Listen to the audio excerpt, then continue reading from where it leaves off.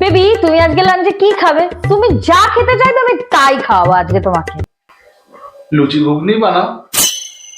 আরে লুচি ঘুগনি কি করে বানাবো? মটর তো তাহলে আগের দিন ভেজাতে হতো, মটর তো ভিজিয়ে রাখিনি, লুচি ঘুগনি হবে না।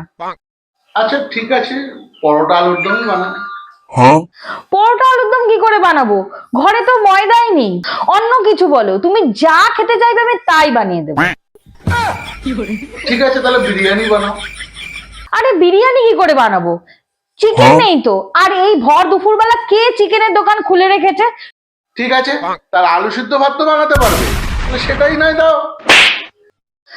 আলু সিদ্ধ কি করে বানাবো? আলু সিদ্ধ ভাত, ঘরে তো আলুও নেই।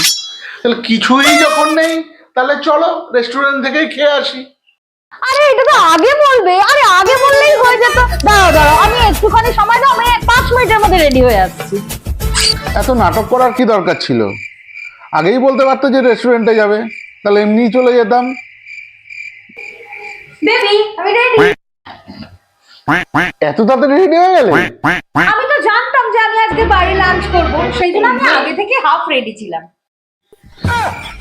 কি সব আজব পাবলিক নিয়ে যে ঘর সংসার করি ভগবানই জানে।